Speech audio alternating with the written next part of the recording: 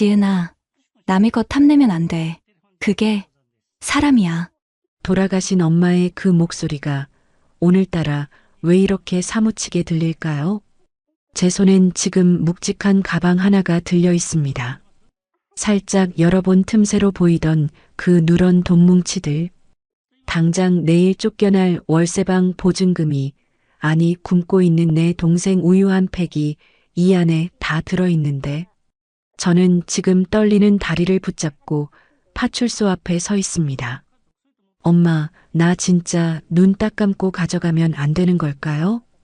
이바구 시작 전에 구독과 좋아요 부탁드리며 끝까지 함께 해주세요. 제 이름은 김지은, 17살입니다. 남들은 한창 멋부리고 친구들과 떡볶이 사 먹으며 깔깔거릴 나이. 하지만 제 손은 벌써 늙은이처럼 거칠어졌습니다. 불과 몇 시간 전 일이었습니다. 아, 김지은, 너 오늘까지야. 오늘까지 밀린 월세 안 가져오면 내일은 진짜 짐 밖으로 던져버린다. 알았어? 주인 집 아줌마가 현관문을 쾅 하고 발로 차며 소리를 질렀습니다. 얇은 합판 문이 부서질 듯 흔들렸고 그 진동이 방구석에 웅크린 제 등까지 전해졌습니다. 곰팡이가 슬어 퀴퀴한 냄새가 나는 지하 단칸방.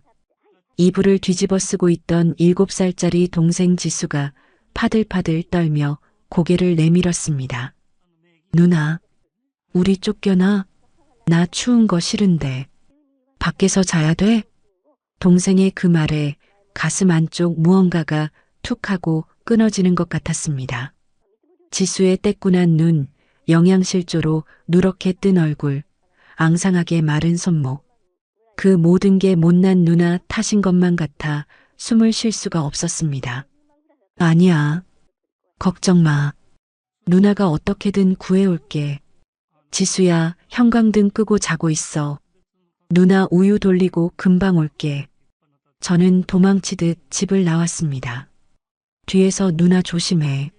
라고 기어 들어가는 동생의 목소리가 들렸지만 차마 뒤돌아볼 수가 없었습니다. 눈물을 보이기 싫었으니까요.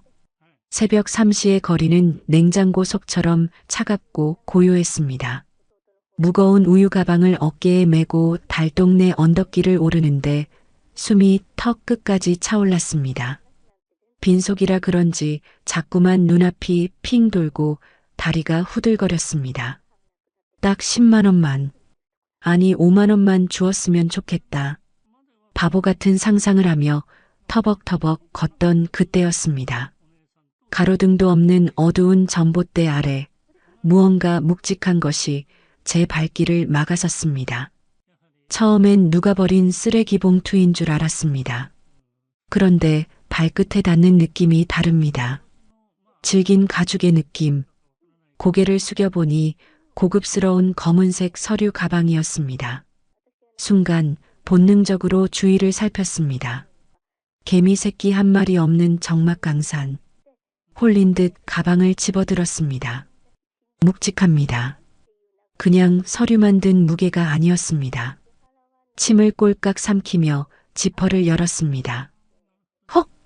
저도 모르게 입을 틀어막았습니다. 심장이 입 밖으로 튀어나와 아스팔트 위에서 펄떡거리는 것 같았습니다. 돈입니다. 진짜 돈입니다. TV 드라마에서나 보던 그 노란 돈뭉치가 가방 가득 들어 있었습니다. 머릿속이 하얗게 변했습니다. 아무 생각도 나지 않았습니다. 오직 하나, 이 돈이면 우리 지수 살릴 수 있다. 이 돈이면 주인집 아줌마 얼굴에 돈다발을 던져줄 수 있다. 악마가 제 귓가에 대고 속삭였습니다. 가져가. 아무도 안 봤잖아. CCTV도 없는 골목이야. 이건 하늘이 너 불쌍해서 준 선물이야. 손이 부들부들 떨려 가방을 떨어뜨릴 뻔했습니다. 그냥 지퍼를 닫고 집으로 뛰면 됩니다. 그러면 오늘부터 지긋지긋한 가난 끝입니다. 발걸음을 집 쪽으로 돌리려던 그 찰나였습니다. 점퍼 안쪽에서 차가운 쇠조각이 제 쇄골뼈에 닿았습니다. 엄마가 돌아가시기 직전 피 섞인 기침을 하며 제 목에 걸어주었던 반쪽짜리 은색 펜던트. 지은아, 엄마가 미안해. 아빠도 없이, 돈도 없이 너만 남겨두고 가서. 엄마의 마지막 눈동자가 떠올랐습니다. 가난했지만 단 한 번도 남의 것을 탐내지 않았던 바보처럼 착하기만 했던 우리 엄마. 남의 눈에 눈물 내면 제 자식 눈에는 피눈물 나는 법이야. 우린 떳떳하게 살자. 그 유언이, 그 마지막 당부가 이 순간 제 발목을 쇠사슬처럼 올감했습니다. 흐흑. 저도 모르게 울음이 터져 나왔습니다. 엄마, 나 착하게 살기 싫어. 착하게 사니까 이렇게 힘들잖아. 나도 그냥 나쁜 년하고 잘 먹고 잘 살면 안 돼? 소리 없는 절규를 삼키며 저는 입술을 깨물었습니다. 비릿한 피 맛이 입안 가득 번졌습니다. 결국 저는 반대편으로 몸을 돌렸습니다. 파출소로 향하는 100m가 100km처럼 멀게만 느껴졌습니다. 한 걸음 뗄 때마다 다시 돌아가. 미쳤어? 그 돈이 얼마인데 하는 생각이 머릿속을 어지럽혔습니다. 하지만 저는 달렸습니다. 멈추면 다시 유혹에 질 것 같아서 미친 사람처럼 파출소 문을 향해 돌진했습니다. 저기요. 파출소 문을 열자마자 훅 끼쳐오는 따뜻한 공기. 졸고 있던 순경 아저씨가 깜짝 놀라 저를 쳐다봤습니다. 저는 데스크 위에 가방을 쾅 내려놓고 그대로 바닥에 주저앉고 말았습니다. 다리가 풀려 일어날 수가 없었습니다. 이게 뭐니? 학생, 괜찮아?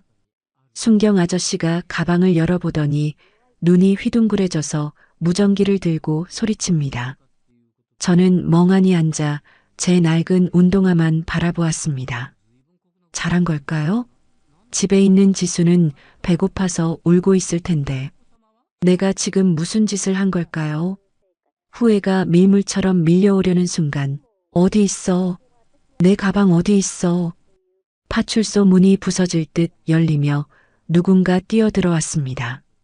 머리가 하얗게 센 그러나 한눈에 봐도 귀티가 흐르는 할머니였습니다. 고급 코트 자락을 휘날리며 들어온 그분은 얼굴이 사색이 되어 있었습니다. 여기 있습니다. 분실물 신고 들어왔어요. 순경 아저씨의 말에 그 할머니가 가방을 낚아채듯 끌어안습니다. 아이고, 아이고, 하느님 감사합니다. 이게 얼마나 중요한 서류인데. 할머니는 가방을 얼굴에 비비며 통곡을 하십니다. 그 모습을 보니 묘하게 안심이 되면서도 서러움이 북받쳤습니다. 저렇게 부자도 돈 잃어버리면 우는구나. 저는 조용히 일어나 밖으로 나가려 했습니다.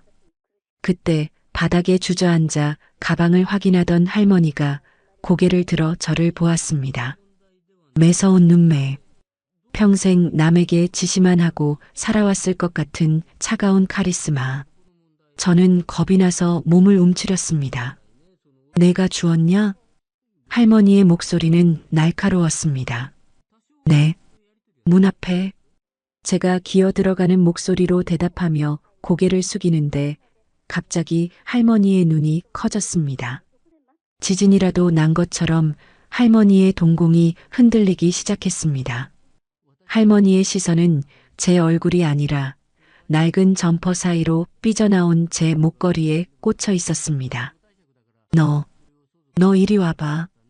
그거 뭐야? 할머니가 비틀거리는 몸을 일으켜 저에게 다가왔습니다. 무서웠습니다. 혹시 돈이 빈다고 도둑으로 몰까봐 뒷걸음질 쳤습니다. 하지만 할머니는 제 멱살을 잡듯 다가와 떨리는 손으로 제 목걸이를 낚아챘습니다. 반쪽이 찢어진 낡은 은색 펜던트. 그걸 확인한 순간 천하의 여장부 같던 할머니의 입에서 짐승 같은 비명이 터져 나왔습니다. 으악! 이건... 할머니는 그대로 제 앞에 무릎을 꿇었습니다. 그리고는 믿을 수 없다는 표정으로 제 얼굴을 뚫어지게 쳐다보며 덜덜 떨리는 손을 제 뺨으로 뻗었습니다. 설마 내가 수진이 딸이냐? 내가 내 딸 핏줄이야? 할머니의 눈에서 닭똥 같은 눈물이 후두둑 떨어져 제 손등을 적셨습니다. 내가 죄인이다. 내가 죽일년이다. 으흐흑. 아이고 내 새끼야. 파출소의 낡은 형광등 불빛이 깜빡거리는 그 좁은 공간. 바닥이 쩌렁쩌렁 울리도록 터져나온 할머니의 통곡 소리에 세상의 모든 소음이 일순간 멈춘 것만 같았습니다. 조금 전까지만 해도 저를 도둑 취급하며 잡아먹을 듯 노려보던 그 서슬퍼런 눈빛은 거짓말처럼 사라져버렸습니다. 제 앞에 무릎을 꿇은 이 귀티나는 할머니는 마치 평생을 찾아 헤매던 보물을 드디어 찾은 사람처럼, 아니 잃어버린 자신의 심장을 다시 움켜쥔 사람처럼 제 낡은 점퍼 자락을 부여잡고 짐승처럼 울부짖고 계셨습니다. 할머니, 왜 이러세요? 제 목소리는 모기 소리만큼 작게 떨려 나왔습니다. 너무 놀라 숨조차 제대로 쉴 수가 없었습니다. 온몸의 근육이 마비된 듯 꼼짝도 할 수 없었습니다. 도대체 이게 무슨 상황일까요? 제가 훔치지 않았다고, 주워서 바로 가져왔다고, 맹세코 10원 한 장 손대지 않았다고 몇 번이나 말했는데도 왜 이러시는 걸까요? 혹시 너무 분해서 이러시는 걸까요? 아니면 제가 감히 쳐다도 못 볼 높은 분이라서 제 몸에 손을 대는 것조차 억울해서 이러시는 걸까요? 별의별 무서운 생각들이 머릿속을 헤집고 다니는데 할머니의 고개는 점점 더 깊이 숙여졌습니다. 그리고 뚝뚝 할머니의 눈에서 떨어진 뜨거운 눈물방울이 제 차가운 손등 위로 후두둑 떨어졌습니다. 그 온기가 너무나 뜨거워서 마치 제 살이 데이는 것만 같았습니다. 그건 분노의 눈물이 아니었습니다. 그건 뼛속까지 사무치는 슬픔, 그리고 말로 다 할 수 없는 그리움의 온도였습니다. 저는 태어나서 17회를 사는 동안 단 한 번도 귀한 대접이라는 걸 받아본 적 없는 아이입니다. 학교에서는 급식비를 못 내 눈치를 보는 아이였고, 동네에서는 지하 새방 사는 아빠 없는 애라는 꼬리표가 늘 그림자처럼 따라다녔습니다. 사람들은 저를 보면 혀를 찼습니다. 쯧쯧, 어린 게 불쌍해서 어쩌나. 그 동정 어린 시선조차 저에게는 날카로운 가시 같았습니다. 그런데 지금 TV 뉴스 재벌 드라마에서나 볼 법한 머리끝부터 발끝까지 부티가 흐르는 회장님이 제 더러운 운동화 앞에 엎드려 계십니다. 이 상황이 꿈인지 생시인지 분간이 가지 않았습니다. 할머니의 떨리는 손이 천천히 올라와 제 얼굴을 더듬기 시작했습니다. 거칠고 투박한 찬바람에 터서 까슬까슬한 제 뺨을 어루만지는 그 손길. 비싼 보석 반지가 낀 손가락이었지만 그 살결은 묘하게도 낯설지가 않았습니다. 마치 아주 오래전, 기억도 가물가물한 어린 시절, 열이 펄펄 끓어 끙끙 앓던 제 이마를 밤새도록 짚어주던 엄마의 약손, 딱 그 느낌이었습니다. 차가웠던 제 뺨에 할머니의 체온이 닿자 저도 모르게 울컥하고 목구멍이 뜨거워졌습니다. 세상에, 세상에. 할머니는 말을 잇지 못하고 숨이 넘어갈 듯 헐떡이며 제 얼굴을 뚫어지게 쳐다보셨습니다. 할머니의 눈동자 속에 비친 제 모습은 영락없는 꾀죄죄한 거짓골 소녀였습니다. 하지만 할머니는 마치 세상에서 가장 아름다운 것을 보는 눈빛이었습니다. 눈매가 우리 수진이랑 똑같아. 저 고집스럽게 입술 앙다문 것 좀 봐. 어쩜 이리 똑같니? 어쩜? 수진이? 그 이름이 할머니의 입에서 나오는 순간 제 심장이 쿵 하고 바닥으로 내려앉는 소리가 들렸습니다. 그건 돌아가신 우리 엄마 이름이었습니다. 박수진. 엄마는 늘 말씀하셨습니다. 지은아, 내 외할머니는 아주 훌륭하고 무서운 분이셔. 엄마가 너무 부족해서 할머니 마음에 대못을 받고 나왔어. 보고 싶지 않아? 라고 제가 물을 때마다 엄마는 쓸쓸하게 웃으며 고개를 저으셨습니다. 아니야. 할머니는 날 잊으셨을 거야.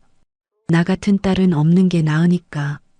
그렇게 그리워하면서도 죽는 순간까지 차마 연락 한 번 하지 못했던 그 이름. 엄마의 유품을 정리할 때 나왔던 낡은 다이어리 속에 눈물 자국으로 번져 있던 어머니라는 글자. 설마 이분이 저기 할머니 혹시 제가 조심스럽게 아주 조심스럽게 입을 떼자 할머니가 화들짝 놀라며 제 어깨를 꽉 움켜쥐셨습니다. 그 소나기 힘이 얼마나 센지 뼈가 으스러질 듯 아팠지만 저는 비명조차 지를 수 없었습니다. 할머니의 눈에서 쏟아지는 절박함 때문이었습니다. 그래, 나다. 내가 내 할미다. 못난 내 할미야. 수진이 어미야. 할머니는 더 이상 참지 못하겠다는 듯 저를 와락 끌어안으셨습니다. 고급스러운 향수 냄새와 섞인 묘하게 그리운 살냄새. 그리고 할머니의 가슴 깊은 곳에서 북소리처럼 울려나오는 쿵쿵거리는 심장 박동 소리가 제 가슴에 그대로 전해졌습니다. 그 품이 너무나 따뜻했습니다. 새벽 3시의 살을 애는 찬바람을 맞으며 혼자 떨었던 서러움. 돈가방을 줍고 악마의 유혹에 시달리며 죄책감에 떨었던 두려움. 당장 내일 쫓겨날지 모른다는 공포. 그 모든 차갑고 날카로운 감정들이 할머니의 뜨거운 품 안에서 눈 녹듯 사라지는 기분이었습니다. 저도 모르게 할머니의 코트 자락을 꽉 쥐었습니다. 할머니. 제 입에서 처음으로 그 단어가 튀어나왔습니다. 그러자 할머니는 더욱더 세게 저를 으스러져라 안으며 꺽꺽거리며 통곡을 토해내셨습니다. 미안하다. 미안하다 아가. 내가 널 알아보지도 못하고 내 새끼 냄새도 못 맡고 그때였습니다. 끼잉 마이너스 하는 날카로운 브레이크 소리와 함께 파출소 문이 거칠게 열렸습니다. 검은 양복을 입은 건장한 남자들이 우르르 몰려들어왔습니다. 좁은 파출소가 순식간에 꽉 찼습니다. 회장님, 여기 계셨습니까? 한참 찾았습니다. 비서실장으로 보이는 안경 쓴 중년 남자가 다급하게 외치며 들어오다 그만 자리에 얼어붙고 말았습니다. 그의 눈앞에 펼쳐진 광경은 도저히 믿기 힘든 것이었으니까요. 대한민국 굴지의 대기업 총수, 피도 눈물도 없다는 철의 여인 박 회장이 파출소 시멘트 바닥에 주저앉아 꾀죄죄한 소녀를 끌어안고 울고 있었으니까요. 회장님? 지금 뭐 하시는? 비서실장의 당황한 목소리에도 할머니는 미동도 하지 않으셨습니다. 그저 제 등을 쓸어내리고 제 머리카락을 쓰다듬으며 혼잣말처럼 중얼거리셨습니다. 살아있었어. 살아있었어. 내 딸이 남기고 간 씨앗이 살아있었어. 한참을 그렇게 우시던 할머니가 천천히 몸을 일으키셨습니다. 비틀거리는 할머니를 제가 부축해드리자 할머니는 제 손을 꼭 잡고 놓지 않으셨습니다. 그리고 고개를 들어 비서들을 바라보는 순간 조금 전까지 눈물 범벅이 되어 오열하던 그 약한 할머니의 모습은 온데간데 없었습니다. 눈물 자국은 그대로였지만 눈빛만은 다시 그 서슬퍼런 호랑이의 눈으로 돌아와 있었습니다. 할머니는 저를 등 뒤로 쓱 감추시더니 비서들을 향해 낮지만 벼락 같은 목소리로 명령하셨습니다. 김 실장. 네, 회장님. 차 대기시켜. 제일 편안한 차로. 알겠습니다. 그런데 이 학생은 김 실장이 의아한 눈빛으로 제 낡은 운동화와 때 묻은 점퍼를 훑어보았습니다. 그 시선이 기분 나빠 저는 할머니 등 뒤로 더 숨었습니다. 그 모습을 본 할머니의 눈썹이 꿈틀했습니다. 눈 깔아. 네. 어디 감히 내 손녀를 그런 눈으로 봐. 눈 안 깔아? 할머니의 호통 소리에 김 실장은 물론 옆에 있던 순경 아저씨들까지 화들짝 놀라 차렷 자세를 취했습니다. 네.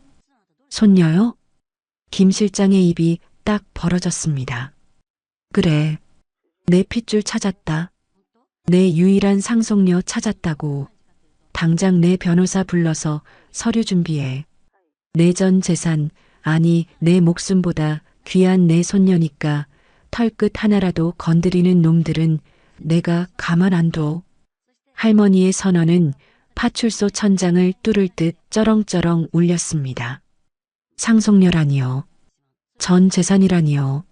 저는 그저 밀린 월세 30만 원 때문에 잠 못 자는 여고생일 뿐인데 어안이 벙벙해 입만 뻐끔거리고 있는 저를 할머니가 다시 부드럽게 돌아보셨습니다. 방금 전에 그 호랑이 같은 기세는 사라지고 다시 인자한, 아니 애처로운 할머니의 얼굴입니다. 아가, 지은이라고 했지? 이름도 예쁘구나. 배고프지? 춥지? 할머니가 입고 계시던 윤기가 자르르 흐르는 밍크 목도리를 풀어 제 목에 감아주셨습니다. 따뜻하고 부드러운 털의 감촉이 제 언뺨을 감쌌습니다. 가자. 집에 가자. 이제 고생 끝이다. 이 할미가 다 갚아주마. 내 어미한테 못한 것까지 내가 다 해줄게. 할머니의 손은 따뜻했지만 어딘가 모르게 가늘게 떨리고 있었습니다. 그 미세한 떨림이 제 손바닥을 통해 전해져 왔습니다. 그건 두려움이었을까요? 아니면 벅찬 감동이었을까요? 아마도 미안함이었을 겁니다. 너무 늦게 와서, 너무 오래 외롭게 둬서 미안하다는 말 없는 사과. 할머니의 손에 이끌려 파출소 밖으로 나왔습니다. 가게 앞에는 TV에서나 보던 검은색 리무진이 서 있었습니다. 기사 아저씨가 뒷문을 열어주는데 저는 발이 떨어지지 않았습니다. 이 차를 타면 저는 어디로 가는 걸까요? 문득 집에 혼자 있을 동생 얼굴이 떠올랐습니다. 지금쯤 자다가 깨서 누나를 찾으며 울고 있을지도 모릅니다. 배가 고파서 수돗물을 마시고 있을지도 모릅니다. 할머니, 잠깐만요. 안 돼요. 제가 발버둥 치며 차 타기를 거부하자 할머니가 깜짝 놀라 멈칫하셨습니다. 왜 그러니? 무서워서 그러니? 아니요. 집에 지수가 있어요. 제 동생 혼자 있어요. 제 외침에 할머니의 눈이 다시 한번 커졌습니다. 동공이 확장되며 입술이 파르르 떨렸습니다. 동생? 수진이가 애를 또 낳았단 말이냐? 너 말고 또 있어? 네. 7살이에요. 남자예요. 지금 지하방에 혼자 자고 있어요. 겁이 많은 애라 혼자 두면 안 돼요. 제 말에 할머니는 잠시 멍하니 하늘을 올려다보셨습니다. 가로등 불빛 아래 할머니의 눈가에 맺힌 눈물이 보석처럼 반짝였습니다. 할머니는 긴 한숨을 내쉬며 가슴을 주먹으로 쿵쿵 치셨습니다. 수진아, 이 독한 기집애야. 혼자서 그 짐을 다 지고 애를 둘이나 낳아 기르면서 어미한테 전화 한 통을 안 해? 내가 그렇게 무서웠니? 내가 그렇게 미웠어? 할머니의 목소리는 물기에 젖어 갈라져 나왔습니다. 그리고는 곧바로 기사에게 소리치셨습니다. 김 기사, 뭐해? 당장 차 돌려. 손녀네 집으로 간다. 내 손자놈 데리러 가야지. 네. 저기 달동네 말씀이십니까? 그래. 당장 가. 내 새끼가 거기서 떨고 있다잖아. 검은 세단이 미끄러지듯 출발했습니다. 부드러운 가죽 시트의 느낌, 따뜻한 히터 바람, 조용한 실내. 모든 것이 낯설고 비현실적이었습니다. 차창 밖으로 스쳐 지나가는 익숙한 달동네 풍경이 오늘따라 더 초라해 보였습니다. 쓰러져가는 담벼락, 얼기설기 엉킨 전깃줄, 가로등 하나 없는 어두운 골목길.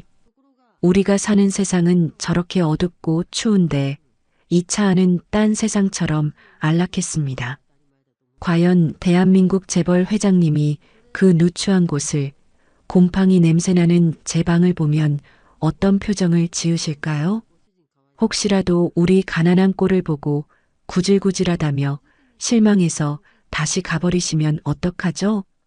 제 심장이 다시 쿵쿵 뛰기 시작했습니다.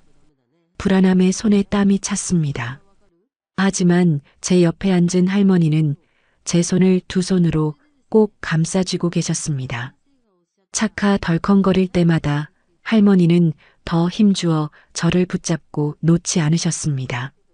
마치 다시는 이 손을 놓지 않겠다는 듯이.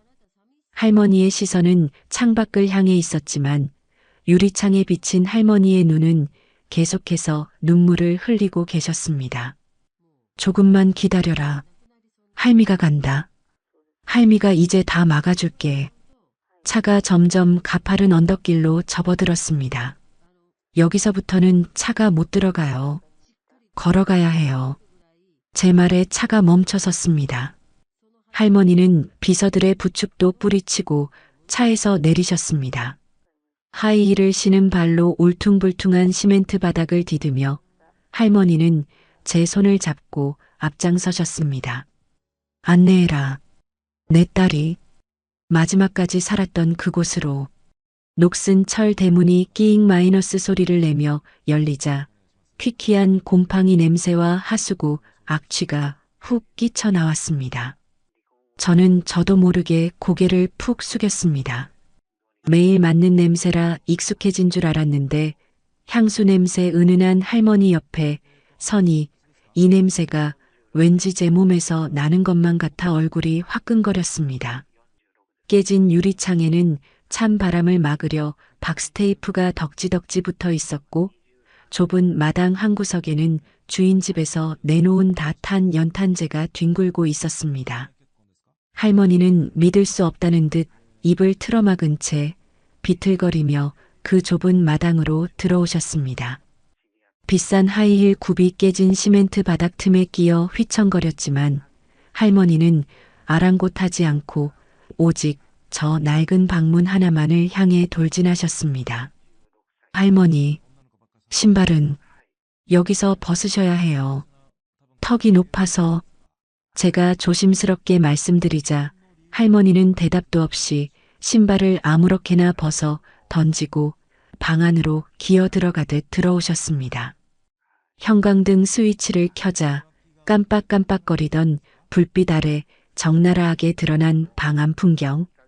천장 모서리에는 검은 곰팡이가 지도처럼 피어 있었고 벽지는 습기 때문에 누렇게 떠서 덜렁거렸습니다.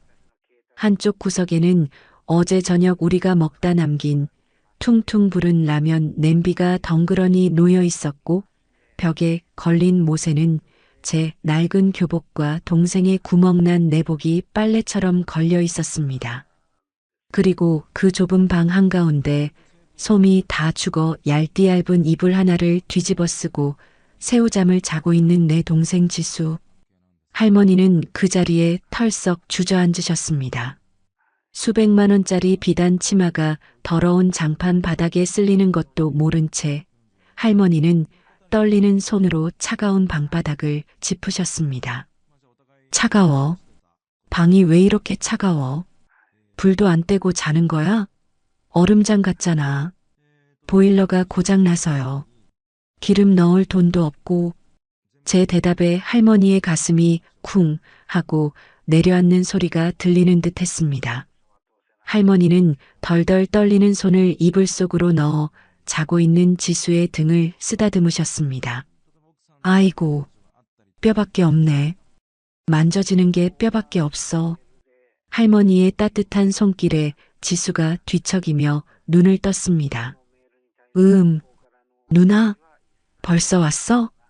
부시시한 눈을 비비며 일어난 지수는 제 옆에 앉아 눈물을 흘리고 있는 낯선 할머니를 보고 눈이 휘둥그레졌습니다.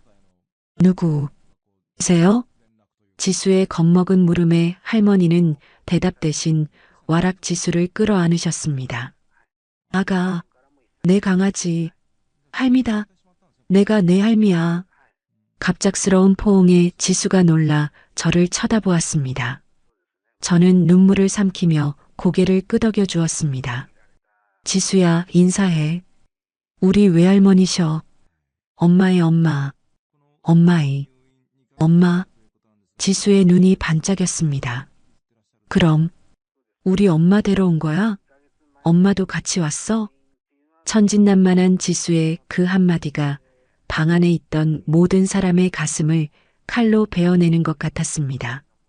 할머니의 울음소리가 더 커졌습니다. 그래, 엄마 대신 할미가 왔다. 엄마가 못해준 거 할미가 다 해줄게. 미안하다 아가. 할미가 너무 늦어서 미안해. 그때였습니다. 할머니의 시선이 방 한쪽 구석에 놓인 작은 밥상을 향했습니다. 거기엔 우리가 매일 밥을 먹을 때마다 인사를 하는 엄마의 영정사진이 놓여 있었습니다. 액자살 돈이 없어 두꺼운 종이에 풀로 붙여 세워놓은 엄마의 증명사진, 환하게 웃고 있는 젊은 시절의 엄마 얼굴. 그 사진을 본 순간 할머니는 짐승이 울부짖는 듯한 소리를 내며 사진 앞으로 기어가셨습니다. 수진아. 할머니는 영정사진을 두 손으로 감싸 쥐고 가슴에 품으셨습니다. 이 나쁜 기집애야. 이 독한 년아. 어떻게 이 꼴을 하고 어미보다 먼저 가니. 왜? 할머니는 방바닥을 주먹으로 내리치며 통곡하셨습니다. 내가 잘못했다. 내가 졌다. 내가 이겼어. 그냥 데리고 들어올걸. 그깟 자존심이 뭐라고. 내 새끼를 이 지옥 같은 곳에 내버려 두고. 내가 죽일년이다. 내가 너를 죽였어. 할머니의 절규는 단순한 슬픔이 아니었습니다. 그것은 뼈를 깎는 후회였고 자신을 향한 저주였습니다.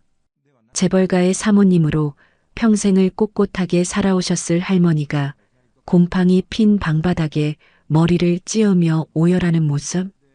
그 모습을 보며 저도 지수도 문 밖에서 지켜보던 김 실장 아저씨도 모두 숨죽여 눈물을 훔쳤습니다.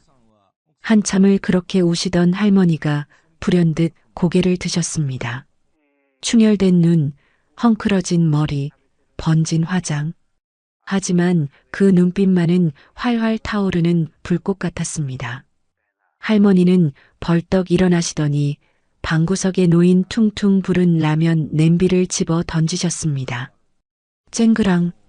찌그러진 양은 냄비가 바닥에 뒹굴며 붉은 국물이 사방으로 튀었습니다. 치워. 당장 치워. 내 손자 손녀 입에 이런 쓰레기 같은 거 다시는 못 들어가게 해. 할머니는 문 밖의 비서들을 향해 소리치셨습니다. 김 실장, 뭐하고 있어? 당장 애들 짐 싸. 아니, 짐 쌀 것도 없다. 몸만 나가. 이 거지 같은 집구석 쳐다보기도 싫어. 네, 회장님. 바로 모시겠습니다. 김 실장님이 다급하게 들어와 지수를 번쩍 안아들었습니다. 누나, 나 무서워. 우리 어디가? 지수가 겁에 질려 저를 찾았습니다. 지수야, 괜찮아. 좋은 곳으로 가는 거야. 따뜻하고 맛있는 거 많은 곳으로. 할머니가 지수의 볼을 젖은 손으로 어루만지며 달래주셨습니다. 그래, 우리 강아지. 할미 집으로 가자. 거긴 춥지도 않고 배고프지도 않아. 이제 다시는 춥게 안 할 거야. 저는 주섬주섬 교복과 엄마 사진을 챙겼습니다. 그러다 문득 장롱 밑 깊숙한 곳에 숨겨두었던 엄마의 낡은 일기장이 생각났습니다. 이건 가져가야 해. 먼지 쌓인 일기장을 꺼내 품에 안으려는 순간 일기장 사이에서 툭 하고 무언가가 떨어졌습니다. 꼬깃꼬깃하게 접힌 편지 봉투 하나. 겉면에는 빗뚤뱉뚤한 글씨로 사랑하는 우리 엄마에게라고 적혀 있었습니다. 이게 뭐지? 제가 편지를 집어들자 할머니가 낚아채듯 그 편지를 가져가셨습니다. 떨리는 손으로 봉투를 여는 할머니. 누렇게 바랜 편지지에는 엄마의 눈물 자국이 번진 글씨가 빼곡했습니다. 엄마, 죄송해요. 불효녀 수진이에요. 오늘이 엄마 60번째 생신인데 찾아뵙지도 못하고 멀리서 편지만 써요. 엄마, 나 엄마 원망 안 해. 엄마 마음 다 알아. 나 엄마 딸로 태어나서 행복했어. 비록 지금은 가난하게 살지만 지은이 낳고 기르면서 엄마 마음을 조금은 알 것 같아. 자식 키우는 게 이렇게 아프고 예쁜 거였구나. 엄마, 만약에 내가 먼저 가게 되면 우리 지은이, 우리 불쌍한 지은이 한 번만 안아주세요. 엄마 닮아서 똑똑하고 예쁜 아이예요. 제발 내 새끼는 나처럼 살지 않게 해주세요. 사랑해요, 엄마. 다음 생엔 말 잘 듣는 착한 딸로 태어날게요. 편지를 읽어 내려가던 할머니의 손이 사시나무처럼 떨렸습니다. 할머니의 입에서 짐승의 신음 같은 소리가 새어나왔습니다. 그리고 다시 한번 할머니는 편지를 가슴에 품고 그 자리에 무너지셨습니다. 수진아, 내 딸아, 밥은 먹고 다녔니? 아플 때 약은 사 먹었니? 이 바보 같은 거 사. 할머니의 눈물로 편지지가 젖어 들어갔습니다. 그 눈물은 엄마에게 닿지 못한 사과였고 뒤늦게 도착한 사랑의 답장이었습니다. 할머니는 눈물을 닦지 않은 채 벌떡 일어나셨습니다. 그리고 저와 지수를 양팔로 으스러져라 꼭 끌어안으셨습니다. 마치 저승사자가 뺏어가기라도 할까봐 온 힘을 다해 꽉 안으셨습니다. 가자. 내 집으로 가자. 이제부터 너희들은 대한민국에서 제일 귀한 아이들이다. 누구도 너희를 무시 못해. 할미가 목숨 걸고 지킬 거야. 할머니의 목소리에는 서리빨 같은 결기가 서려 있었습니다. 우리는 그렇게 쫓기듯, 아니 탈출하듯 지옥 같던 달동네 단칸방을 빠져나왔습니다. 검은색 세단 뒷좌석에 앉아 멀어지는 집을 바라보았습니다. 지긋지긋했던 가난, 뼈를 깎는 추위, 참을 수 없던 배고픔, 그 모든 것이 저 어둠 속으로 사라지고 있었습니다. 제 손을 잡은 할머니의 손은 난로처럼 따뜻했고 제 무릎에 기대 잠든 지수의 얼굴은 그 어느 때보다 평온해 보였습니다. 하지만 제 가슴 한구석은 왠지 모르게 묵직했습니다. 과연 우리는 행복해질 수 있을까요? 부자 할머니 집에는 또 다른 무서운 일들이 기다리고 있지는 않을까요? 차창 밖으로 지나가는 서울의 화려한 야경이 마치 우리 남매의 앞날처럼 어지럽게 반짝이고 있었습니다. 드라마에서나 보던 대궐 같은 저택에 도착했습니다. 현관에 들어서자마자 날카로운 여자의 목소리가 화려한 샹들리에를 때리며 울려 퍼졌습니다. 어머니, 지금 제정신이세요? 이 거짓골을 한 애들을 집안에 들이시겠다고요? 비단 실크 드레스를 입고 목과 손목에 번쩍이는 보석을 휘감은 여자. 바로 저희 외숙모 되시는 분이었습니다. 그녀는 마치 더러운 바퀴벌레라도 본 듯 미간을 잔뜩 찌푸린 채 손수건으로 코를 막으며 저와 지수를 머리끝부터 발끝까지 훑어보았습니다. 그 시선이 얼마나 날카로운지 제 낡은 점퍼가 찢겨나가는 것만 같았습니다. 세상에, 냄새나는 것 좀 봐. 김 실장, 이 집안에 소독 좀 하라고 했잖아요. 어디서 시궁창 냄새가 나나 했더니 외숙모는 자신의 아이들, 그러니까 저에게는 사촌이 되는 두 아이를 등 뒤로 감추며 비명을 지르듯 소리쳤습니다. 얘들아, 가까이 오지 마. 저런 애들한테 닿으면 병균 옮아. 피부병 생긴단 말이야. 그 말에 지수가 겁에 질려 제 옷자락을 꽉 쥐며 등 뒤로 숨었습니다. 누나, 나 냄새나? 나 어제 씻었는데. 동생의 그 말에 제 가슴이 무너져 내렸습니다. 저도 모르게 고개가 푹 숙여졌습니다. 얼굴이 화끈거려 견딜 수가 없었습니다. 금방이라도 다시 나가고 싶었습니다. 차라리 춥고 배고픈 단칸방이 곰팡이 냄새나는 우리 집이 마음은 더 편할 것 같았습니다. 닥쳐. 그때 할머니의 벼락 같은 호통이 거실을 뒤흔들었습니다. 할머니는 지팡이를 바닥에 쾅 하고 내리찍으며 외숙모를 잡아먹을 듯 노려보셨습니다. 거지? 병균? 지금 내 손자 손녀한테 뭐라고 했냐? 아니, 어머니. 진정하세요.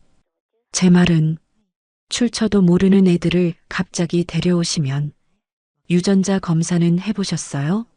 요즘 돈 노리고 접근하는 사기꾼들이 얼마나 많은데. 외숙모는 억울하다는 듯 눈을 흘기며 대꾸했습니다. 할머니가 비웃음을 날리며 한 발짝 다가가셨습니다. 출처? 내 딸 수진이 핏줄이다. 내 새끼들이야. 내 눈이 증거고 내 가슴이 증거야. 내 눈엔 얘네가 거지로 보이냐? 내 눈엔 세상에서 제일 귀한 보석으로 보인다. 어머니, 한 번만 더 그따위 주둥이 놀렸다간 내 발로 이 집에서 나가게 될 줄 알아. 알몸으로 쫓겨나고 싶지 않으면 입 다물어. 할머니의 서슬 퍼런 기세에 외숙모는 입을 다물었지만 눈빛만은 독사처럼 번들거렸습니다. 자, 밥부터 먹자. 배고프지? 김 실장, 상 차려. 제일 맛있는 걸로. 내 새끼들 배가 등가죽에 붙었다. 할머니의 손에 이끌려 들어간 식당은 학교 운동장만큼이나 넓었습니다. 천장에는 눈이 부실 정도로 화려한 조명이 달려 있었고 식탁은 끝이 보이지 않을 정도로 길었습니다. 그 길고 긴 대리석 식탁 위에는 TV 드라마에서나 보던 이름도 모를 음식들이 가득 차려져 있었습니다. 윤기가 자르르 흐르는 갈비찜, 붉은 랍스터, 잡채, 형형색색의 전들. 꼬르륵 소리가 날 만큼 배가 고팠지만 맞은편에 앉은 외숙모와 사촌들의 눈초리가 너무 따가워 젓가락을 들 수가 없었습니다. 그들은 마치 동물원의 원숭이를 구경하듯 포크를 든 채 저희 남매를 빤히 쳐다보고 있었습니다.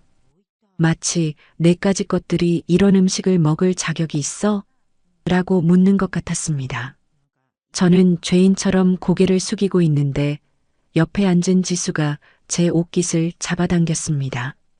누나, 나 고기 먹어도 돼? 저거 갈비야? 지수가 눈치를 보며 조그맣게 속삭였습니다.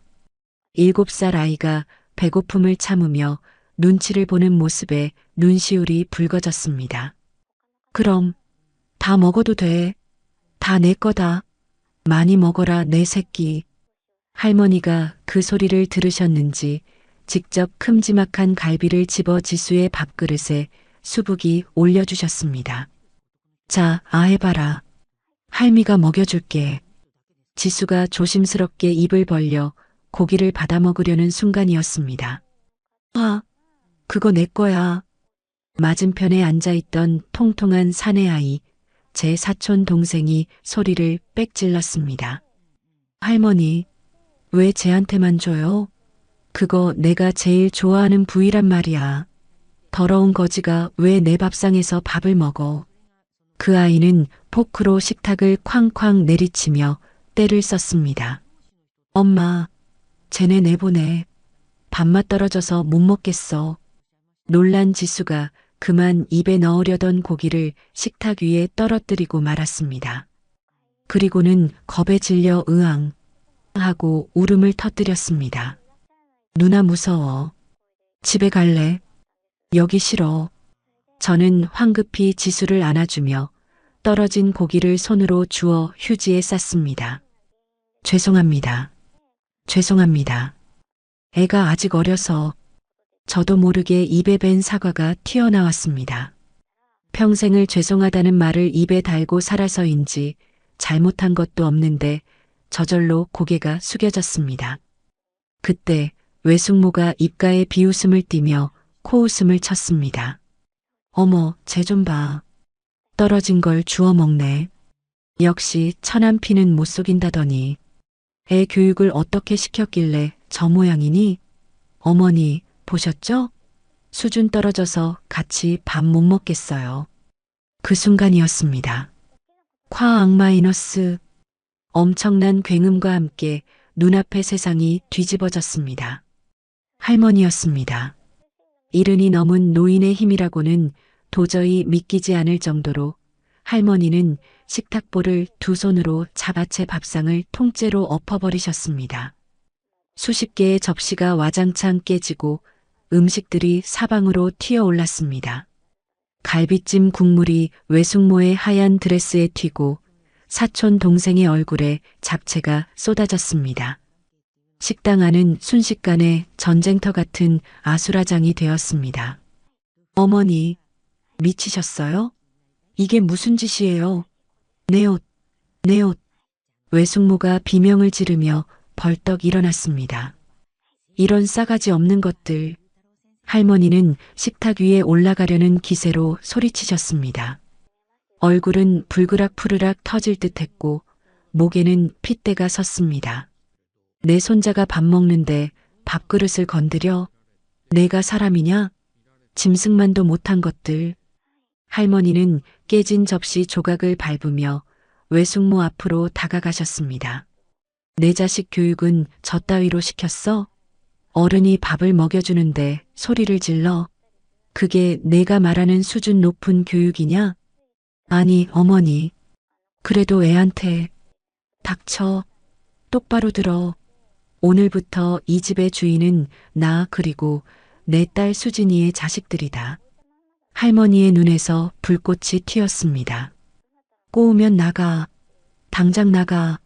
이 집에서 한 발자국이라도 나가면 내 유산은커녕 10원 한 장도 못 받을 줄 알아.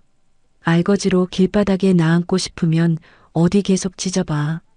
할머니의 서슬 퍼런 불호령에 기세등등하던 사촌 동생은 울음을 뚝 그치고 겁에 질려 엄마 치마폭 뒤로 숨었습니다. 외숙모는 분해서 입술을 파르르 떨면서도 유산이라는 말에 아무 말도 하지 못하고 주먹만 꽉 쥐었습니다.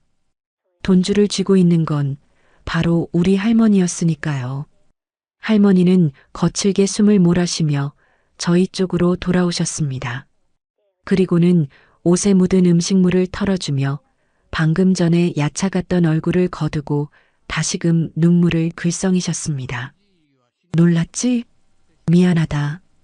할미가 성질이 못돼 먹어서. 우리 강아지 놀랐어?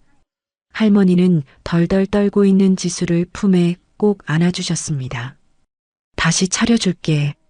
따뜻한 밥 다시 먹자. 저런 것들 신경 쓰지 마.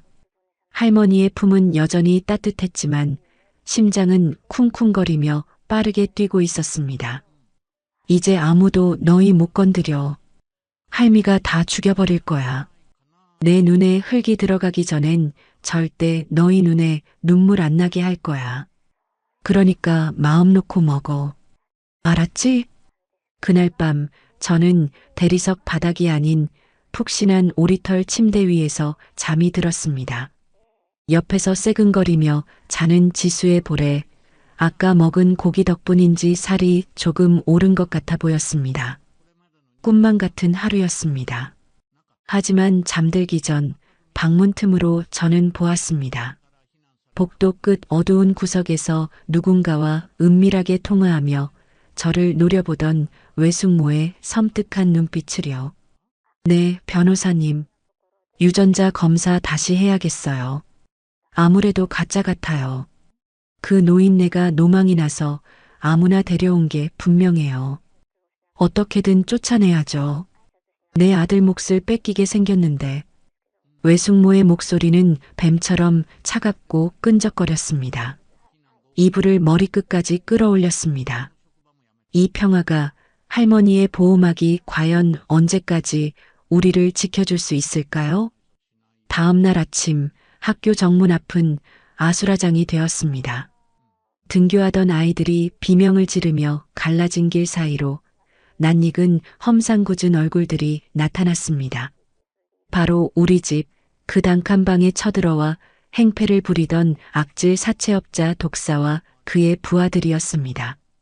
그들은 교문 앞을 가로막고 서서 껌을 씹으며 저를 향해 킬킬거리고 있었습니다. 아, 김지은, 너 여기서 뭐하냐? 부잣집 들어갔다고 쌩까는 거냐? 어이구, 우리 소녀가장 출세했네. 옷대깔 봐라. 그 돈으로 우리 빚은 안 갚고 명품 옷을 사 입어. 독사가 제 앞을 가로막으며 윽박질렀습니다. 주변 아이들이 수군거리며 휴대폰을 꺼내 찍기 시작했습니다. 헐, 쟤 김지은 아니야? 사채 썼대? 대박. 쟤네 집 망했잖아. 친구들의 수군거림이 화살처럼 날아와 박혔습니다. 얼굴이 화끈거리고 심장이 터질 것 같았습니다. 비키세요. 저 학교 가야 해요. 제가 뒷걸음질 치자 독사가 제 가방끈을 확 잡아챘습니다. 어딜 도망가. 돈 내놔. 원금에 이자까지 5천만 원. 안 그러면 너 학교 못 다녀. 확 까발려줄까? 그는 제 멱살을 잡고 흔들었습니다. 저는 너무 무서워 비명조차 지르지 못했습니다. 어제까지만 해도 할머니 집에서 행복했는데 하루아침에 다시 지옥으로 떨어진 기분이었습니다. 끼잉 마이너스. 그때였습니다. 고급스러운 검은색 세단 세대가 교문 앞에 미끄러지듯 멈춰 섰습니다. 맨 앞차의 문이 열리고 검은 양복을 입은 건장한 경호원들이 우르르 내렸습니다. 그리고 뒷좌석 문이 열리더니 선글라스를 낀 백발의 여인이 천천히 차에서 내렸습니다. 우리 할머니 박 회장이었습니다. 할머니는 지팡이를 짚고 독사 앞으로 걸어오셨습니다. 그 뒤로 김 실장님과 경호원들이 병풍처럼 늘어섰습니다. 누구냐? 내 손녀 몸에 손 떼는 놈이. 할머니의 낮지만 서늘한 목소리에 독사가 멈칫했습니다. 뭐야 이 할망구는? 당신이 얘 할미야? 잘 만났네. 얘가 우리 돈 떼먹고 도망가.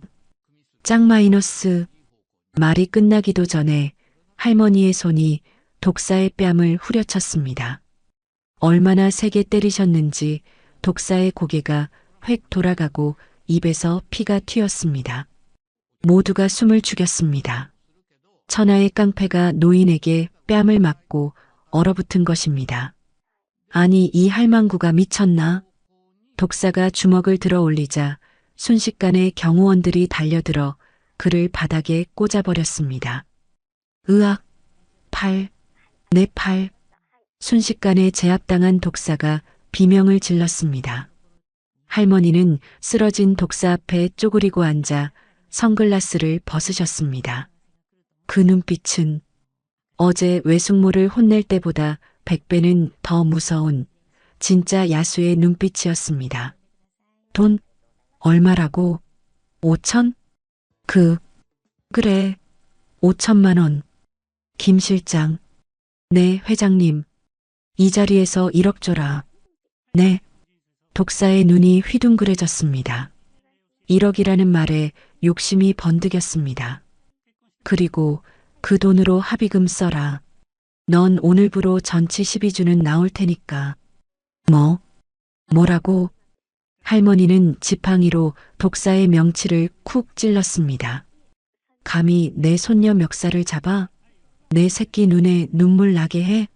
난 내 새끼 건드리는 놈은 지옥 끝까지 쫓아가서 밟아버려. 알아들어? 할머니의 신호에 경호원들이 독사를 끌고 가려는데 독사의 주머니에서 휴대폰이 떨어졌습니다. 띠링 마이너스. 마침 문자가 도착해서 액정이 환하게 켜졌습니다. 바닥에 떨어진 휴대폰 화면을 무심코 내려다보던 할머니의 눈썹이 꿈틀했습니다. 발신자 사모님, 내용 학교 같죠? 확실하게 망신 줘요. 애기를 죽여놔야 제 발로 나가요. 성공하면 보너스 2배 줄게요. 할머니가 떨리는 손으로 휴대폰을 집어들었습니다. 사모님이라는 이름 옆에 저장된 번호. 그건 너무나 익숙한 번호였습니다. 바로 어제 저녁 제 밥상을 없게 만들었던 며느리 외숙모의 번호였습니다. 아? 할머니의 입에서 기가 막힌다는 듯 헛웃음이 터져 나왔습니다. 이런 미친. 할머니의 손이 부들부들 떨렸습니다. 분노가 머리끝까지 치솟아 얼굴이 붉게 달아올랐습니다. 단순히 빚쟁이가 찾아온 게 아니었습니다. 제 발로 찾아온 게 아니라 누군가 돈을 주고 사주해서 보낸 것이었습니다. 그것도 한 집에 사는 식구가 어린 조카를 내쫓기 위해 깡패를 사주하다니. 할머니는 저를 돌아보셨습니다. 겁에 질려 파랗게 질린 제 얼굴을 보자 할머니의 눈에 다시 물기가 차올랐습니다. 지은아, 많이 놀랐지? 괜찮다. 이제 괜찮아. 할머니는 저를 안아주시고는 김 실장에게 휴대폰을 던지듯 건넸습니다. 이거 증거 확보해. 그리고 당장 차 돌려. 회장님, 학교는요? 학교가 문제야? 집안에 쥐새끼가 들어와서 내 손녀를 물어뜯고 있는데. 할머니의 목소리가 천둥처럼 울렸습니다. 집으로 간다. 오늘 그년 제삿날인 줄 알아라. 차 안에서 할머니는 한마디도 하지 않으셨습니다. 다만 제 손을 꽉 잡고 계신 손에 땀이 흥건했습니다. 할머니의 분노가, 배신감이, 그리고 손녀를 지키지 못했다는 자책감이 고스란히 전해져 왔습니다. 외숙모가 왜 나를 이렇게 미워할까? 단지 가난해서? 냄새나서? 아니면 할머니 말대로 유산 때문에? 무서웠습니다. 돈이라는 게 이렇게 무서운 건지 몰랐습니다.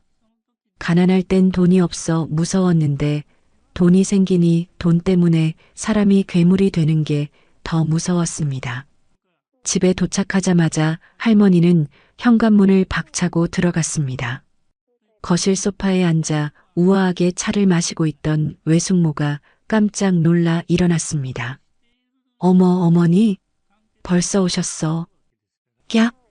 할머니는 다짜고짜 외숙모의 머리채를 휘어잡았습니다. 내가 사람이냐? 내가 인간이야? 아, 어머니, 왜 이러세요? 이거 놓으세요. 놓으라고? 넌 오늘 내 손에 죽자. 감히 깡패를 사주해? 내 손녀 학교까지 쫓아가서 행패를 부리게 해? 그게 무슨 말씀이세요? 전 몰라요. 오해세요. 외숙모가 발버둥 쳤지만 할머니는 독사에게서 뺏은 휴대폰을 외숙모 얼굴에 집어 던졌습니다. 이래도 오해냐? 이래도 몰라? 액정에 뜬 문자 메시지를 본 외숙모의 얼굴이 하얗게 질렸습니다. 어머니, 그게 아니라 저는 그냥 겁만 주려고. 겁만 줘? 어린애한테? 고작 17살 먹은 애한테 깡패를 보내? 할머니는 바닥에 주저앉은 외숙모를 내려다보며 싸늘하게 말씀하셨습니다. 짐 싸. 당장 나가. 내 집에 너 같은 짐승은 한 마리도 못 둬. 어머니, 잘못했어요. 한 번만 봐주세요. 애들 봐서라도. 외숙모가 할머니 다리를 붙잡고 빌었지만 할머니는 매정하게 뿌리치셨습니다. 애들, 그래, 애들 교육을 위해서라도 너 같은 어미는 필요 없다. 내 눈앞에서 사라져.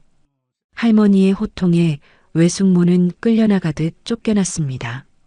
거실에는 무거운 정적만이 감돌았습니다. 할머니는 소파에 털썩 주저앉으시더니 두 손으로 얼굴을 감싸고 흐느끼셨습니다. 지은아, 미안하다. 할미가 죄인이다. 집구석 단속도 못하고 널 또 무서운 꼴을 보게 했어. 저는 할머니 옆에 다가가 조용히 안아드렸습니다. 할머니, 저 괜찮아요. 할머니가 구해주셨잖아요. 저 하나도 안 무서웠어요. 거짓말이었습니다. 다리가 풀려 일어서지도 못할 만큼 무서웠습니다. 하지만 할머니의 떨리는 등을 보니 제가 강해져야겠다는 생각이 들었습니다.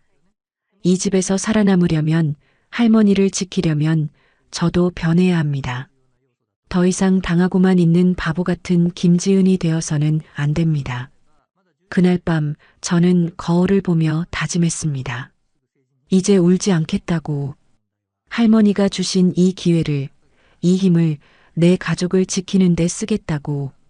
그리고 창밖으로 쫓겨난 외숙모가 도끼 품은 눈으로 저택을 올려다보고 있는 것이 보였습니다. 이 싸움은 아직 끝나지 않았습니다. 이제 시작일 뿐입니다. 외숙모가 쫓겨난 지 사흘째 되던 날, 인터넷 포털 사이트 실시간 검색어 1위에 제 이름이 떴습니다. 아침 식사를 하던 할머니가 태블릿을 내려다보시다가 그만 손에 든 포크를 떨어뜨리셨습니다. 이게 대체 무슨... 화면에는 제 얼굴 사진과 함께 온갖 악의적인 제목의 기사들이 도배되어 있었습니다. 단독 재벌가 숨겨진 손녀의 충격적인 실체, 사기꾼 소녀 가장이 노인 속였다. 속보 유전자 검사 결과 불일치, 박 회장 충격에 휩싸여, 긴급 그룹 주가 폭락, 경영권 분쟁 우려. 기사를 클릭하자 더 끔찍한 내용들이 쏟아져 나왔습니다. 제가 예전에 빚쟁이에게 쫓기던 사진, 단칸방에서 찍힌 누추한 모습들이 모자이크도 없이 그대로 올라와 있었습니다. 그리고 결정적으로 신뢰할 수 있는 제보자로부터 입수했다는 유전자 검사 결과서 사본이 공개되어 있었습니다.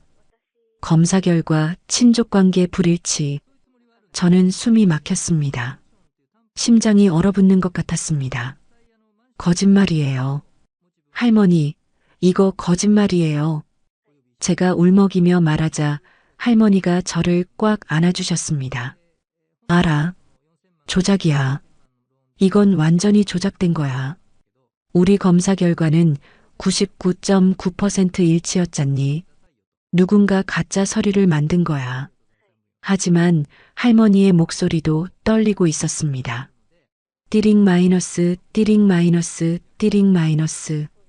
할머니의 휴대폰이 미친 듯이 울려댔습니다. 이 사진들의 전화, 주요 주주들의 항해, 언론사의 인터뷰 요청. 회사가 발칵 뒤집혔습니다. 김 실장님이 급히 달려왔습니다. 회장님, 큰일입니다. 주가가 20% 폭락했습니다. 주주들이 긴급 이사회를 소집하라고 난리입니다. 진정해. 차근차근 대응하면. 그때 현관문이 와장창 열리며 정장을 차려입은 남자들이 우르르 몰려들어왔습니다. 할머니의 조카들, 즉 친척 어른들이었습니다. 제일 앞에 선 사람은 할머니의 조카이자 회사 부사장인 박성훈이었습니다. 고모, 이게 무슨 짓입니까? 회사를 망치려고 작정하셨어요? 성훈아, 진정하고 얘기하자. 진정하라고요? 지금 주가가 폭락하고 있단 말입니다. 다 이 가짜 손녀 때문이에요. 그는 저를 손가락으로 가리키며 소리쳤습니다. 저 애를 당장 내보내세요. 안 그러면 우리가 법적 대응에 들어가겠습니다. 너희들이 뭔데 내 손녀를 내보내. 할머니가 버럭 소리를 지르시더니 갑자기 비틀거리셨습니다. 할머니, 제가 황급히 부축했지만 할머니는 그대로 바닥에 쓰러지셨습니다. 가슴이. 할머니는 가슴을 움켜쥐고 괴로워하셨습니다. 119, 빨리 119. 김 실장님의 다급한 외침이 울려 퍼졌습니다. 저는 할머니를 안고 울부짖었습니다. 할머니, 할머니 정신 차려요. 할머니. 하지만 할머니는 눈을 감으신 채 축 늘어져 계셨습니다. 친척들은 쓰러진 할머니는 쳐다보지도 않고 서로 눈짓만 주고받았습니다. 기회다라는 게 눈빛에서 읽혔습니다. 구급차가 할머니를 싣고 가는 동안 저는 뒷좌석에서 할머니의 차가운 손을 꽉 잡았습니다. 할머니, 깨어나요. 제발, 저 혼자 두고 가지 마세요. 할머니는 산소호흡기를 쓴 채 의식을 잃고 계셨습니다. 의사 선생님이 말했습니다. 급성 스트레스로 인한 심장 발작입니다. 다행히 골든타임 안에 오셔서 하지만 완전히 안정될 때까지는 절대 안정이 필요합니다.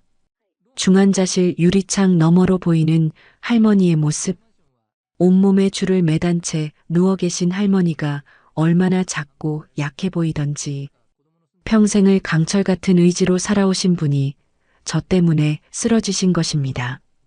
쯧쯧, 이 모든 게 다 내 때문이야. 뒤에서 들려온 차가운 목소리. 돌아보니 박성훈 부사장이 비웃는 얼굴로 서 있었습니다. 알아? 내일 긴급 주주총회가 열려. 고모가 경영 능력을 상실했다는 이유로 해임안이 상정될 거야. 그게 무슨 소리예요? 그러니까 내가 사라지지 않으면 고모는 회장 자리에서 쫓겨난다는 거지. 그래도 남아있을 거야? 그의 말에 제 무릎이 후들거렸습니다. 제가 떠나면 할머니가 회사를 지킬 수 있다는 말인가요? 제 눈에서 눈물이 주르륵 흘러내렸습니다. 그날 밤 중환자실 앞 긴 의자에 앉아 밤을 지새웠습니다. 복도는 텅 비어 있었고 형광등 불빛만 차갑게 깜빡거렸습니다. 내가 떠나야 할까? 그 생각이 머릿속을 떠나지 않았습니다.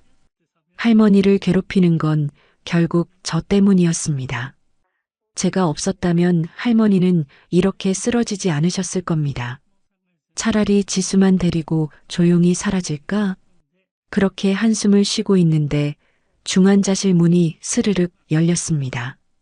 간호사가 나와서 말했습니다. 보호자분이신가요?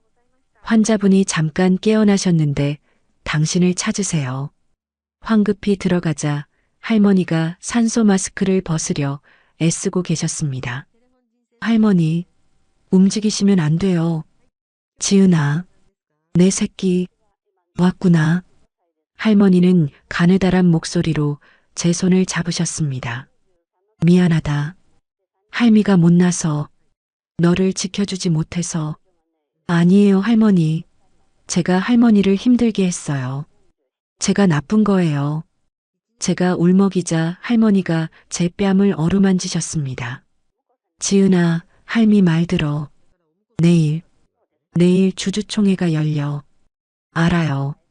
제가 떠날게요. 그럼 할머니가. 아니다. 할머니의 눈빛이 번쩍 빛났습니다. 넌 가면 안 돼.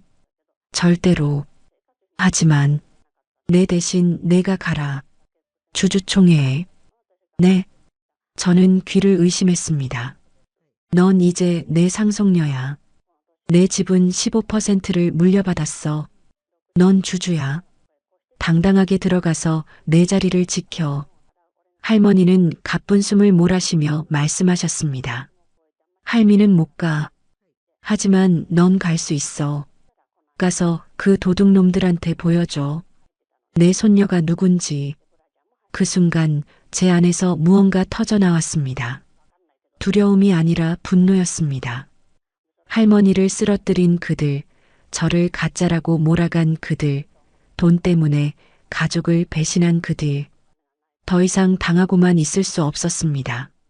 알았어요, 할머니. 제가 갈게요. 제 목소리는 떨리지 않았습니다. 제가 할머니를 지킬게요. 아무도 할머니를 건드리지 못하게 할게요.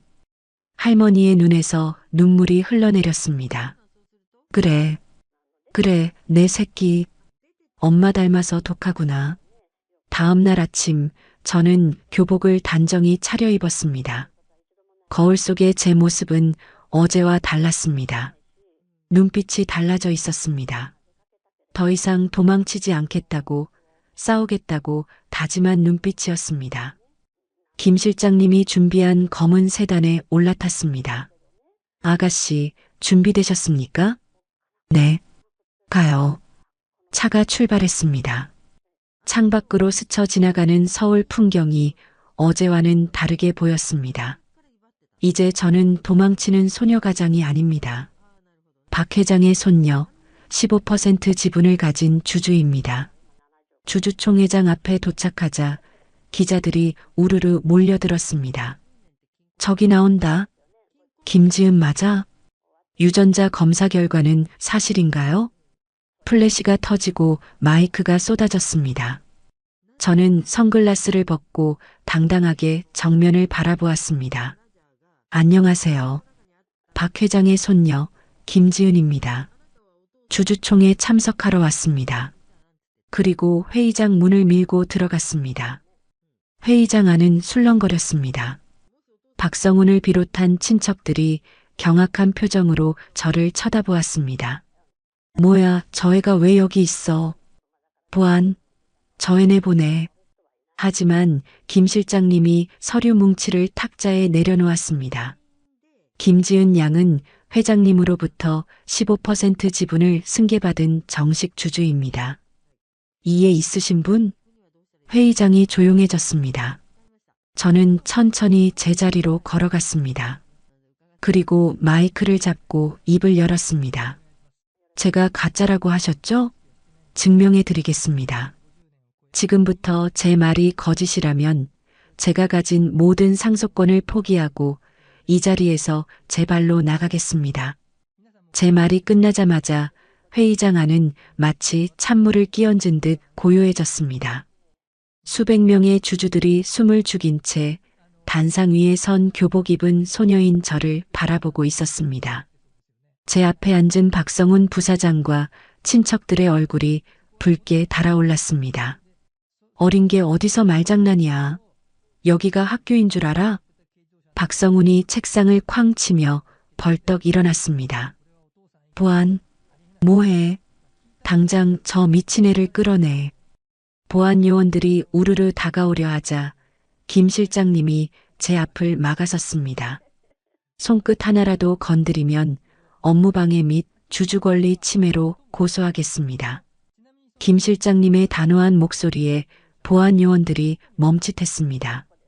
저는 떨리는 손을 주먹 쥐어 감추고 품 안에서 USB 하나를 꺼냈습니다. 여러분, 제가 가짜라는 증거로 제시된 유전자 검사 결과 보셨죠? 제가 USB를 노트북에 연결하자 대형 스크린에 아까 기사에서 봤던 친자 불일치 결과지가 떴습니다. 회의장이 술렁거렸습니다. 저거 봐. 가짜 맞잖아. 뻔뻔하게 어디서. 야유가 쏟아지려던 찰나 제가 화면을 넘겼습니다. 그러자 새로운 문서가 나타났습니다. 그것은 바로 유전자 검사기관 내부 감사 보고서였습니다. 문서에는 담당 연구원에게 3억을 주고 조작을 의뢰한 박성훈 부사장의 이름이 있었습니다. 이게 뭐야? 박성훈의 얼굴이 사색이 되었습니다. 이건 모함이야. 조작이야. 조작이라고요? 그럼 이 목소리는 누구 목소리일까요? 제가 재생 버튼을 눌렀습니다. 치지직거리는 잡음 섞인 소리 사이로 너무나 익숙하고 또렷한 목소리가 흘러나왔습니다. 김 박사 알지? 무조건 불일치로 나오게 해. 0%로. 돈은 입금했으니까. 아주버님, 이번엔 확실한 거죠? 그 노인네 충격받아 쓰러지게 만들어야 돼요. 그래야 우리가 다 먹죠. 걱정 마, 재수씨. 이번엔 완벽해. 그 거지 같은 계집애도 같이 매장해 버릴 테니까. 녹음 파일이 재생되는 동안 회의장은 죽은 듯이 조용해졌습니다. 주주들의 시선이 일제히 박성훈과 친척들에게 꽂혔습니다. 경멸과 분노가 섞인 시선들이었습니다. 아니야. 이건 다 조작이야. 가짜라고. 박성훈이 악을 쓰며 단상으로 뛰어 올라오려 했습니다. 그때였습니다. 끼잉 마이너스. 회의장 뒷문이 열리고 휠체어 한 대가 들어왔습니다. 링거대를 꽂은 채 휠체어에 앉아 있는 백발의 노인. 하지만 그 눈빛만은 형형하게 살아있는 나의 할머니 박 회장이었습니다. 할머니, 제가 마이크를 놓고 단상 아래로 뛰어내려갔습니다. 할머니, 안 돼요. 의사 선생님이 안정이 필요하다고. 할머니는 제 손을 꼭 잡으시더니 천천히 휠체어에서 일어나셨습니다. 다리가 후들거리셨지만 할머니는 제 어깨에 의지해 똑바로 서셨습니다. 그리고 박성훈을 향해 지팡이를 겨누셨습니다. 성훈아, 고모, 내 손녀 말이 틀린 게 있니? 할머니의 목소리는 작았지만 천둥보다 무거웠습니다. 내가 내 유언장에 손을 대려 했다는 것도, 내 며느리랑 짜고 내 손녀를 가짜로 몰았다는 것도 다 사실이잖아. 내가 다 들었어. 아닙니다, 고모님. 오해십니다. 박성훈이 무릎을 꿇고 빌기 시작했습니다. 하지만 할머니는 냉정하게 고개를 돌리셨습니다. 김 실장, 경찰 불러. 횡령, 사문서 위조, 그리고 살인 미수 혐의로 다 쳐넣어. 살인 미수라니요. 내가 쓰러졌을 때 119 부르는 걸 말린 게 누구였더라? 내가 죽길 바랐잖아. 그게 살인 미수가 아니고 뭐냐? 할머니의 서리빨 같은 말씀에 박성훈은 그대로 주저앉아 버렸습니다. 곧이어 사이렌 소리와 함께 경찰들이 들이닥쳤습니다. 박성훈과 그 일당들은 수갑을 찬 채 줄줄이 끌려나갔습니다. 고모, 잘못했어요. 한 번만 봐주세요. 그들의 비명이 멀어질 때까지 주주들은 아무도 동정하지 않았습니다. 상황이 정리되자 할머니는 단상 위로 올라가 마이크를 잡으셨습니다. 주주 여러분, 그리고 임직원 여러분, 놀라게 해드려 죄송합니다. 할머니는 잠시 숨을 고르셨습니다. 제 곁에 있는 이 아이 김지은 양은 제 친손녀가 맞습니다. 제 딸 수진이가 남기고 간 유일한 핏줄입니다. 할머니가 제 손을 번쩍 들어 올리셨습니다. 오늘 보셨듯이 이 아이는 저보다 낫습니다. 나이만 먹고 욕심만 채우려던 저 늙은이들보다 훨씬 더 강하고 지혜롭습니다. 저는 오늘부로 이 아이를 제 후계자로 공식 지명합니다. 와 마이너스. 회의장에 박수 소리가 터져 나왔습니다. 플래시 세례가 쏟아졌습니다. 저는 너무 벅차서 눈물만 흘렀습니다. 할머니가 제 귀에 대고 속삭이셨습니다. 잘했다 내 새끼. 우리 손녀 장하다. 할미가 너 덕분에 살았다. 그날 저녁 대저택은 다시 평화를 되찾았습니다. 아니, 예전과는 다른 진짜 평화였습니다. 탐욕스러운 친척들도 우리를 괴롭히던 빚쟁이들도 모두 사라진 집.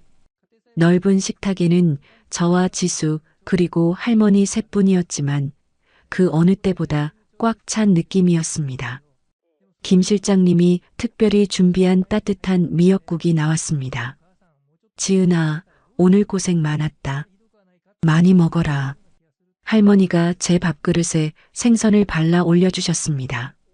누나, 나 오늘 학교에서 친구 사귀었다? 친구들이 우리 집에 놀러 와도 된대? 지수가 신이 나서 떠들었습니다. 그럼 다 데려와라. 할미가 맛있는 거 다 사줄게. 할머니는 지수의 볼을 꼬집으며 웃으셨습니다. 그 웃음소리가 너무나 듣기 좋아서 저도 따라 웃었습니다. 할머니, 건강하셔야 해요. 오래오래 우리랑 같이 살아야 해요. 그럼 내 새끼들 시집 장가가는 거 다 보고 증손주 볼 때까지 끄떡없다. 할머니는 제 손을 잡고 약속하셨습니다. 우리는 그렇게 진짜 가족이 되어가고 있었습니다. 서로의 상처를 보듬어주고 서로의 곁을 지켜주는 진짜 가족. 창밖에는 보름달이 휘영청 떠서 우리를 비추고 있었습니다. 엄마도 저 달을 보고 계실까요? 엄마, 보고 있어? 나 이제 행복해. 할머니랑 지수랑 우리 셋이서 아주 행복하게 살 거야. 엄마도 이제 걱정하지 말고 푹 쉬어. 마음속으로 엄마에게 편지를 띄웠습니다. 그로부터 10년이 흘렀습니다. 창밖으로 쏟아지는 햇살이 눈부신 어느 봄날 오후. 본부장님, 오늘 오후 일정은 전면 취소하신다고 하셨죠? 네, 김 비서님. 오늘은 세상에서 제일 중요한 약속이 있거든요. 회장님 모시고 어디 좀 다녀와야 해서요. 저는 책상 위에 놓인 명패를 손끝으로 쓸어보았습니다. 본부장 김지은. 10년 전 빚쟁이에게 쫓겨 단칸방에서 떨던 17세 소녀 가장이었던 제가 이제는 번듯한 커리어 우먼이 되어 이 자리에 앉아 있습니다. 거울 속에 비친 제 모습은 그때 그 겁먹은 눈빛의 소녀가 아니었습니다. 단정하게 빗어넘긴 머리, 자신감 넘치는 미소, 그리고 무엇보다 제 목에 여전히 걸려있는 반쪽짜리 펜던트. 이 모든 기적 같은 변화가 마치 꿈만 같습니다. 누나, 준비 다 됐어? 할머니 기다리셔. 집무실 문이 벌컥 열리더니 훤칠한 키의 소년이 들어왔습니다. 제 동생 지수입니다. 영양실조로 누렇게 떴던 얼굴은 온데간데없고 아이돌 뺨치게 잘생긴 얼굴에 건강미가 넘쳐 흐릅니다. 김지수, 노크 좀 하라니까. 넌 아직도 7살인 줄 아니? 에이, 누나랑 나 사이에 무슨 노크야. 빨리 가자. 할머니가 아까부터 김밥 싸놓고 기다리신단 말이야. 지수가 제 팔짱을 끼며 애교를 부립니다. 이 녀석, 어릴 때나 지금이나 누나 껌딱지인 건 변하질 않네요. 지하 주차장으로 내려가자 뒷좌석 창문을 내리고 손을 흔드는 백발의 할머니가 보였습니다. 우리 박 회장님, 10년이라는 세월은 할머니의 얼굴에 더 깊은 주름을 새겨놓았지만 그 표정만은 그 어느 때보다 평화롭고 온화해 보였습니다. 예전에 그 서슬 퍼런 철의 여인은 이제 없습니다. 대신 손주 바보, 우리들의 수호천사 할머니만 계실 뿐이죠. 아이고, 내 새끼들 왔냐? 늦겠다. 어서 타라. 할머니가 활짝 웃으시며 반겨주셨습니다. 할머니, 컨디션은 괜찮으세요? 무리하시면 안 되는데. 제가 걱정스레 묻자 할머니는 손을 휘휘 저으셨습니다.